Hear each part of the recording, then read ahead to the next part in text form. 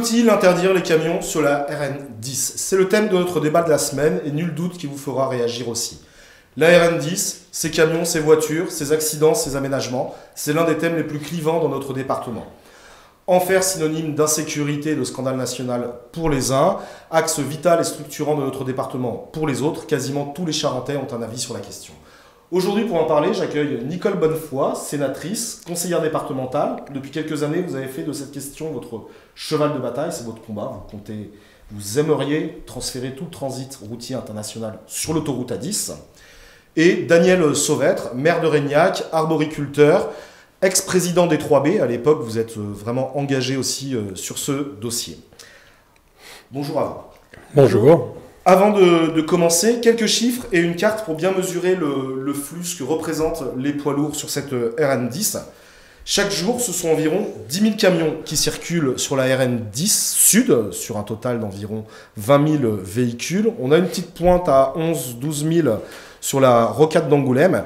Et ensuite, ce flux se sépare en deux, 6 500 poids lourds sur la RN 141 Est et le reste, 6 500 autres, sur la RN10 Sud. On voit vraiment que ce flux vient du Sud, ou ensuite va en direction du Sud, et quasiment un véhicule sur deux sur cette portion-là est un camion. Donc les chiffres corroborent en fait l'intuition et le sentiment qu'ont tous les Charentais sur cette RN10. Qu'est-ce que vous inspire ces chiffres, vous, Nicole Bonnefoy?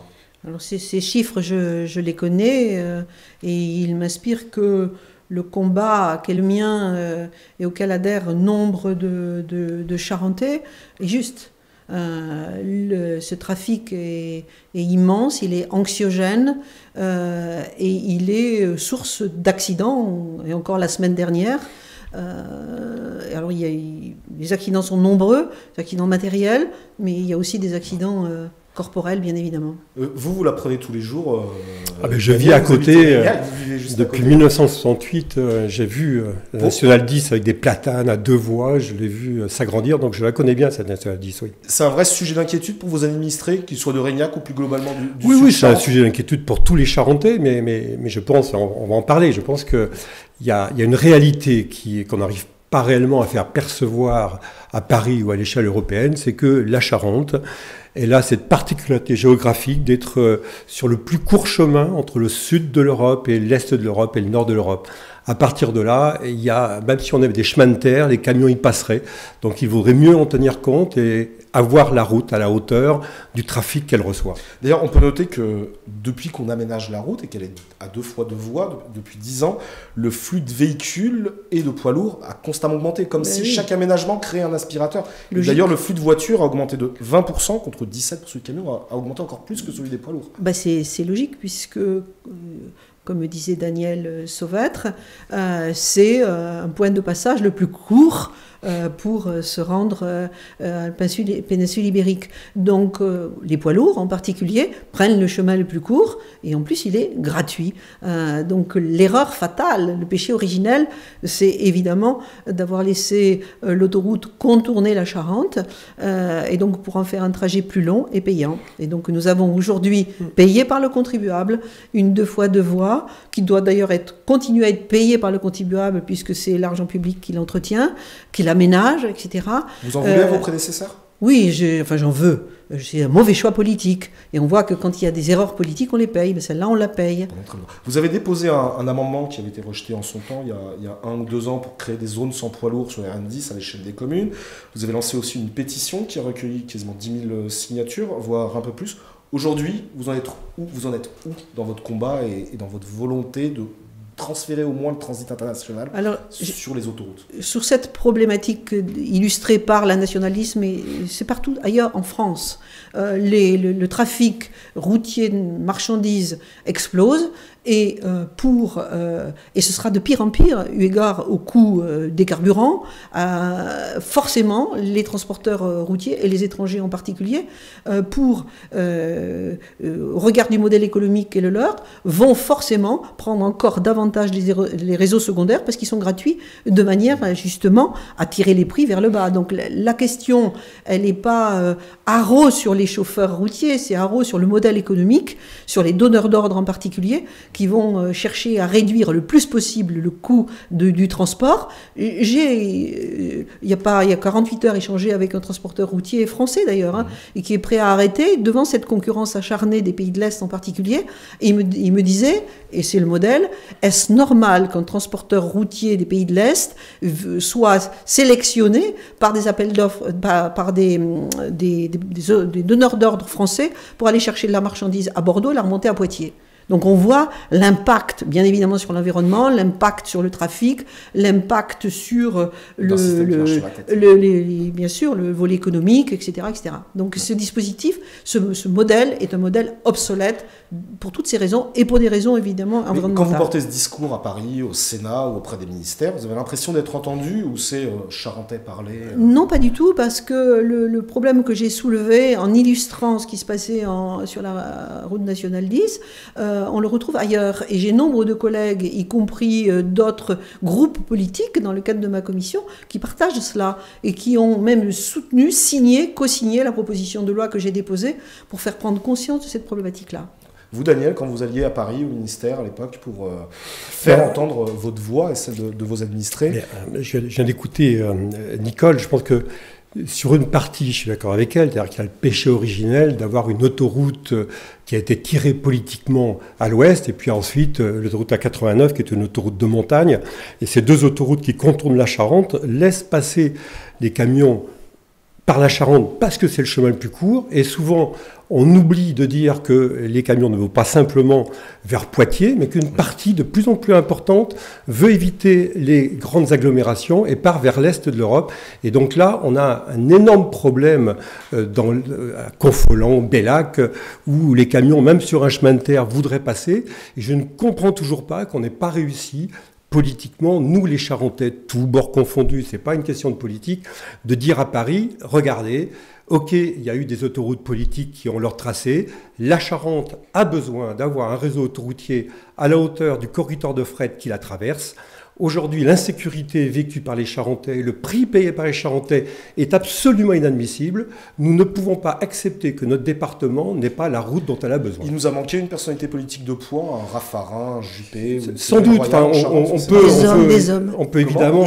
C'est quand même royal. Oui, mais on peut évidemment se battre notre coulpe, parce que je ne peux pas imaginer d'autres départements avec d'autres leaders politiques qui auraient laissé faire ce qui se passe en Charente. Enfin, voyons ce qui s'est passé au sud de Bordeaux. On a trouvé la solution au sud de Bordeaux. On est à 2 fois 3 voies, il y a une concession autoroutière et la route a enfin le niveau attendu.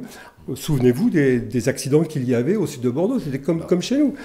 Pour l'instant, justement, vous l'évoquiez tout à l'heure. Ceci dit, mon point de vue, c'est pas terminé. L'histoire n'est pas terminée. Il faut encore faire ce projet en Charente. Ceci dit, ce trafic exponentiel, qu'il soit sur la nationale 10, sur la 141, etc., asphyxie, et sur la 10 aussi, mais on a moins de camions sur la 10 que sur la nationale, bien évidemment, asphyxie complètement la métropole. Donc le problème se pose, j'allais même dire, à l'échelle de Nouvelle-Aquitaine, de l'Ouest. Pas uniquement la nationale 10, même si, encore une fois, elle est symbolique, symptomatique du problème. Vous l'évoquiez tout à l'heure, les accidents de jeudi. On a eu 3 séries de collisions entre poids lourds dans la nuit de mercredi à jeudi qui ont occasionné 2 fois 15 km de bouchons. Ça a été un véritable enfer tout au long de la journée pour les routiers. Je suppose que quand vous lisez ce genre d'actualité, où vous voyez ce type de vidéo, Madame Bonnefoy, ça vous conforte à continuer, à ne rien lâcher? Évidemment, ça me conforte. Et puis les citoyens, les Charentais, et pas que, y compris même des chauffeurs routiers, me disent on a frôlé la catastrophe, parce qu'ils sont pris dans le piège. Je pense, alors il y avait des matières dangereuses, mais je pense à un chauffeur routier qui, il n'y a pas longtemps, me disait qu'il traversait toute la Charente avec des matières dangereuses. Ils ont le moteur qui est bridé à 70 km/h, il ne faut pas le dépasser, 70 km/h. Il me dit qu'il a la boule au ventre quand il traverse le département, parce qu'il est doublé, voire des queues de poisson, voire qu'il est poussé parce qu'il ne va pas assez vite. Imaginez une catastrophe avec cette queue de poids lourds, et dont certains transportent des matières dangereuses. Donc, et d'ailleurs, dans les études, puisque j'avais demandé au ministre, à l'ancien ministre, c'est plutôt lui qui s'était engagé à remettre 2 études, une juridique pour étudier le transfert possible possible sur l'autoroute et l'autre pour étudier l'accidentologie, d'où viennent ces poids lourds, etc. On s'aperçoit, parce que les études, comme par hasard, je les ai eues après le documentaire d'envoyé spécial, on voit que l'accidentologie est supérieure, évidemment, que l'autoroute A10, ici sur la nationale 10, et on voit que le nombre d'accidents est plus sujet à des victimes, à des décès. Donc le nombre de morts sur la 10 a chuté drastiquement ces 20 dernières années. Sur la nationale, sur la nationale 10, c'est logique, puisqu'il ne traverse plus... Avec l'amélioration parce que la nationale 10, et c'est ce qui m'était dit à chaque fois, elle ne traverse plus les bourgs. Donc, mis à part sur le Nord Charente, avec les carrefours plans, où là, il risque d'y avoir des accidents graves. Mais c'est logique, puisqu'elle contourne les bourgs. Pour autant, et c'est dans l'étude qui a été rendue c'est que l'accidentologie est plus forte sur la nationale 10, avec un taux de mortalité plus élevé que sur l'autoroute. C'est logique, le trafic est plus important, et le fait, c'est ce qui m'a été dit aussi par des camionneurs, alors qu'il y a un certain nombre de restrictions de circulation, logiquement, pour réduire l'accidentologie, on s'aperçoit que c'est l'inverse. Les restrictions, non doublées, de pas doubler, etc. Et les chauffeurs routiers me disent eux-mêmes, le fait de ne pas pouvoir doubler, même en respectant les consignes des distances de sécurité, les fameux trains de camions, oui, ça crée des trains de camions, et surtout ça crée un manque de vigilance chez les chauffeurs routiers qui sont contraints de rester à une vitesse bloquée, et donc à partir de là, somnolence, etc. Et plusieurs m'ont dit, on était victime de cette somnolence-là. Donc on voit tous les problèmes. Alors moi j'ai une autre interprétation. En fait, l'accidentologie vient aussi de ce que cette route, elle n'est pas aux normes autoroutières. Et on prend l'exemple de Jurignac, j'en parlais avec les spécialistes du poids lourd qui me disent c'est normal, on a une pente plus importante.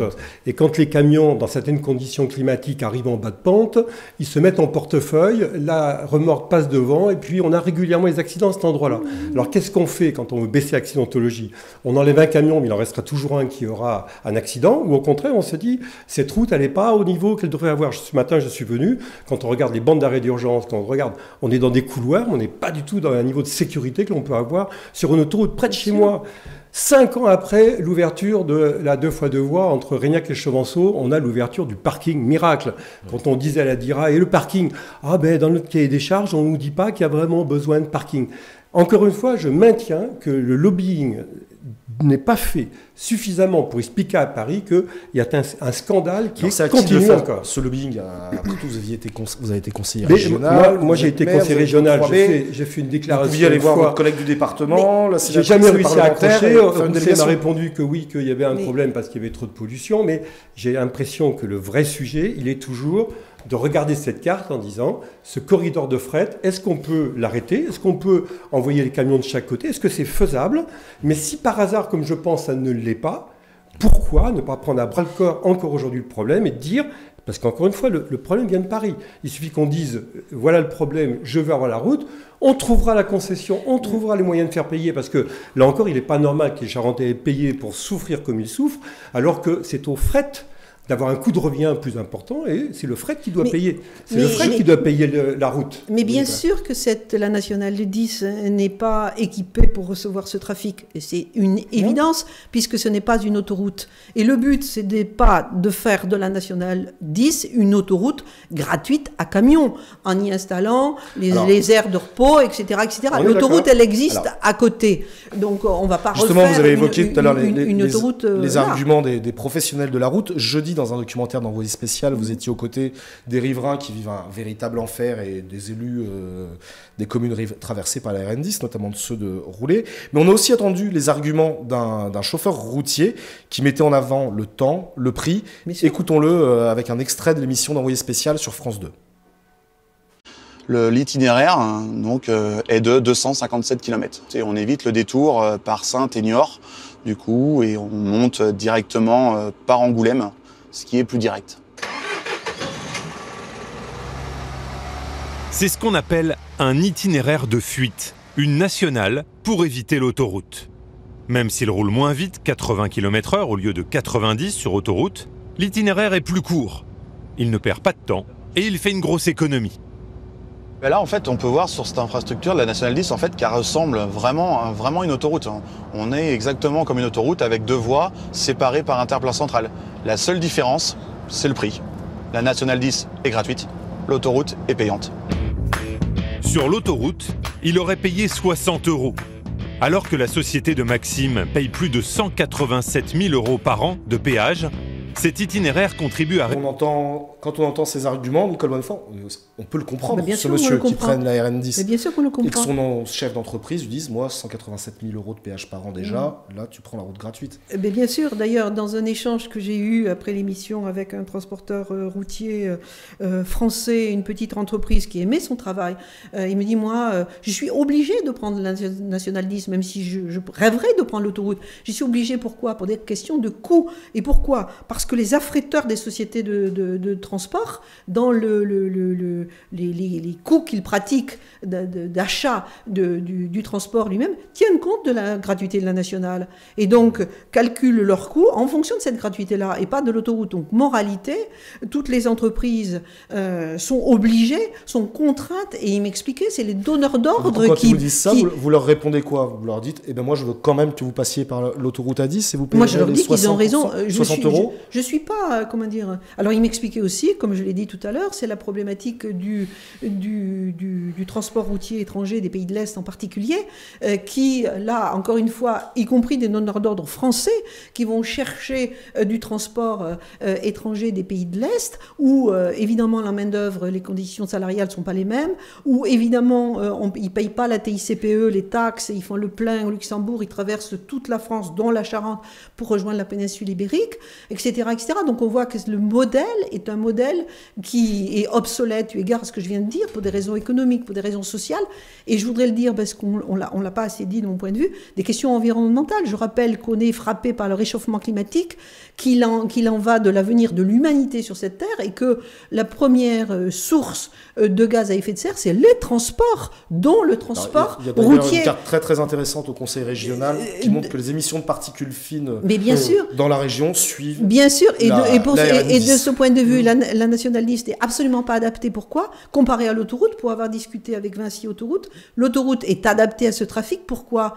Parce que ce qui est le plus pollution ce qui pollue le plus dans les transports poids lourds, mais même les voitures, mais surtout poids lourds, c'est pas la motorisation, c'est le freinage, ce sont les particules. Vous, Daniel, vous voulez faire payer les camions, remettre l'écotaxe qui avait été abandonné. Vous aviez un portique sur votre commune d'ailleurs. Comment? Vous aviez un portique sur votre commune? Non, un peu plus haut, un peu plus haut. Mais en effet, je pense qu'il faut trouver une formule pour que, si on veut trouver une solution, il faut trouver à faire payer le fret.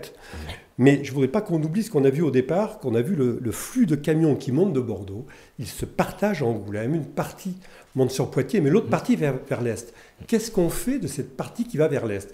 On ne peut pas l'envoyer sur l'autoroute A89 parce que les transporteurs nous disent autoroute de montagne, gaz à effet de serre, ça consomme plus de carburant et en plus, certaines périodes d'hiver, on ne peut pas passer.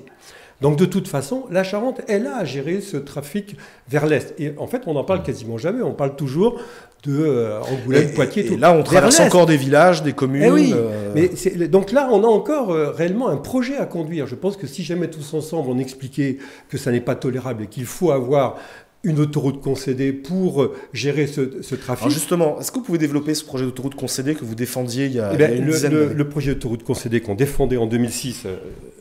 on avait fait ce magnifique travail, j'avais fait casser la tirelire des 3B parce que ça nous paraissait tellement évident qu'on allait enfin avoir raison et montrer à l'Europe entière, à la France entière qu'il y avait un projet en Charente, mais ça a quand même fait flop. C'est-à-dire qu'on avait beau avoir expliqué les choses, et à mon avis ce dossier reste d'actualité, ça a fait flop. Mais bien entendu que si jamais on attend que les contrats de plan État-région à chaque budget rajoute quelques kilomètres, on ne va jamais résoudre le problème.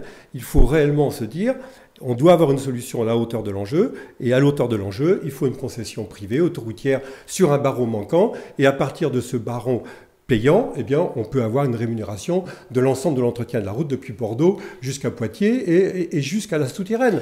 C'est ça, et on peut aussi imaginer des portiques nouveaux genres qui permettraient en tous les cas, il faut trouver une formule, mais je maintiens qu'aujourd'hui, le combat de Nicole est ô combien louable et ô combien populaire, mais je ne le crois pas assez visionnaire. Je pense qu'il n'est pas trop tard aujourd'hui pour faire reconnaître à Paris, demain on aura des camions qui vont rouler à l'électrique, qui seront à l'hydrogène, mais il va continuer d'y avoir du fret. Cette formule d'écotaxe, elle est aussi défendue par Alain Rousset, qui demandait à ce que la région Nouvelle-Aquitaine soit son territoire pilote.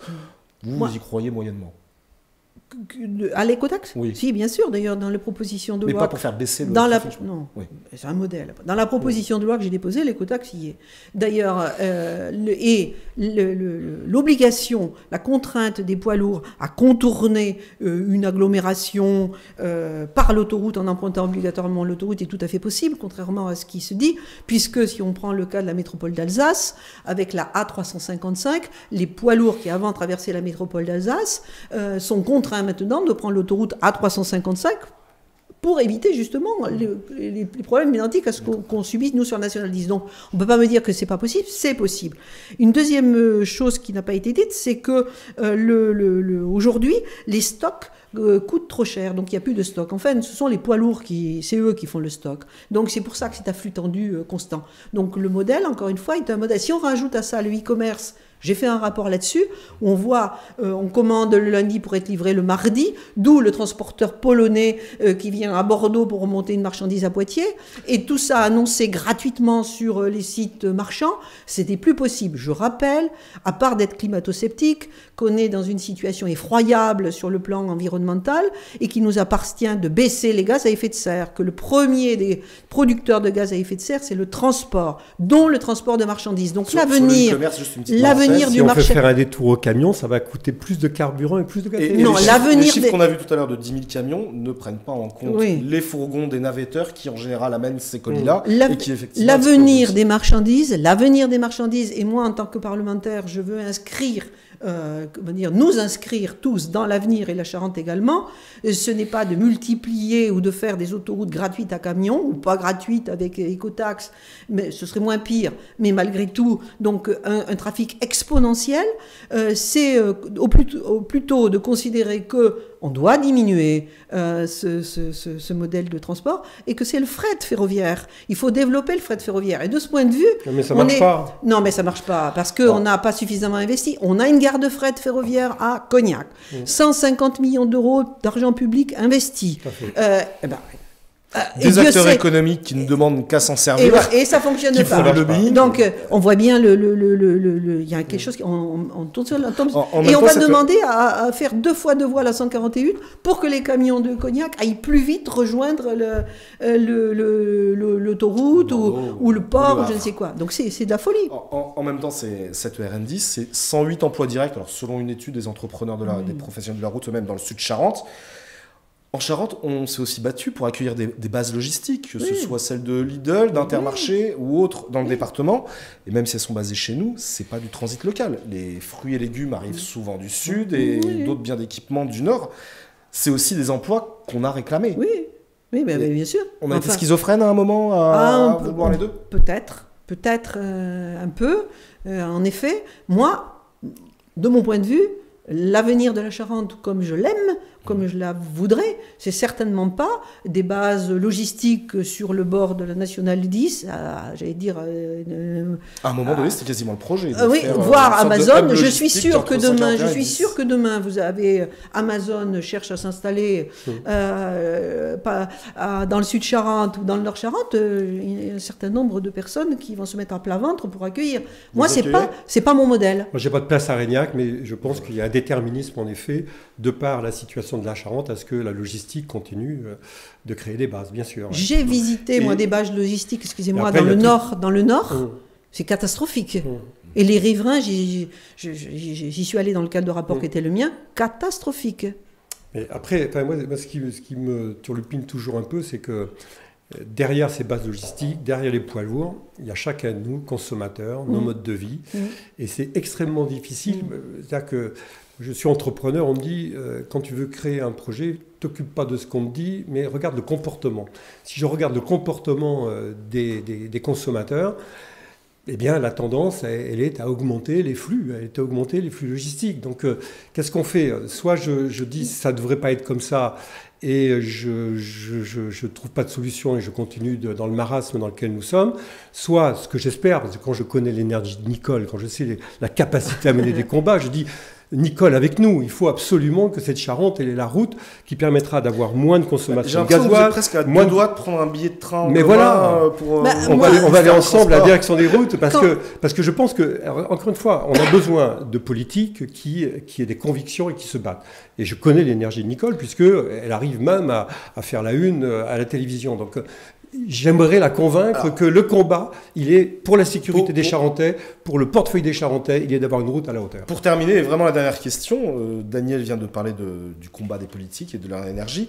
Jean-Baptiste Djebari avait promis en début d'année des études qui ont été lancées et un plan d'action à l'automne 2022 pour la RN10. Donc on est à l'automne 2022. Ce plan d'action, on en est où et existe-t-il et que dit-il s'il existe? Alors, Jean-Baptiste Djebari n'est plus ministre. Et maintenant, il va faire des camions à hydrogène. Hein. Un ministre, oui, mais le problème, encore une fois, ce n'est pas la motorisation, c'est le freinage avec les particules, etc. En rappelant quand même que c'est presque, je crois que c'est 70 000 ou 90 000 morts chaque année par la pollution atmosphérique. Je redis toutes ces problématiques de santé environnementale, de pollution, donc Jean-Baptiste Djebari n'est plus donc ministre. Jean-Baptiste Djebari n'est plus ministre, mais son prédécesseur, je l'ai rencontré.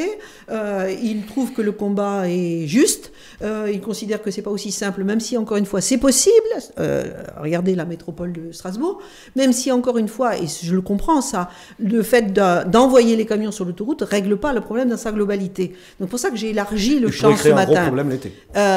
Mais il n'en demeure pas moins que, encore une fois, le rôle du politique, c'est de penser l'avenir. L'avenir, c'est pas de multiplier le transport de marchandises, c'est de mettre le transport de marchandises sur le train et pas sur la route. En attendant qu'on ait des chemins de fer susceptibles d'accueillir ce transport, si les camions peuvent aller sur une route qui est adaptée, c'est-à-dire l'autoroute, c'est tant mieux. Donc les deux études qu'il avait proposées sont rendues. Je viens de les recevoir, j'ai pas encore eu le temps de les regarder, mis à part une, pas l'étude juridique, mais la première, et ça conforte ce que je sais, à savoir un flux important, une route pas adaptée, plus accidentogène, etc., etc.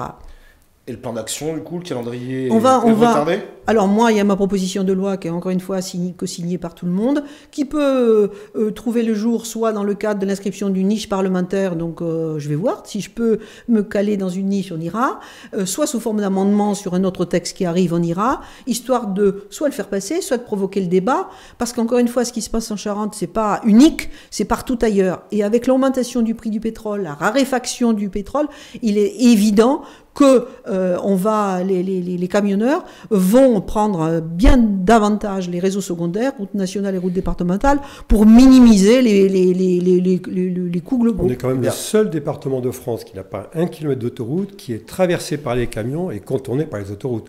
Ça veut dire quelque chose quand même sur notre vision d'aménagement du territoire en Charente. Ça veut dire que par le passé, il y a eu des grosses âneries de fait. Ah oui, mais on va tous les fâcher les uns après les autres. Épouvantables. Mais moi, je m'intéresse beaucoup à l'avenir parce que c'est là que j'ai l'intention de passer le reste de mes jours. Mais l'avenir, moi aussi, mais certainement pas avec à circuler entre des camions, des poids lourds, et avec 2 nationales à 2 fois 2 voies qui seraient des autoroutes gratuites à camions. Eh bien, Madame Bonnefoy, Monsieur Sauvet, merci beaucoup de nous avoir éclairé sur cette question. Merci à vous. Et rendez-vous la semaine prochaine pour notre prochain débat. Merci.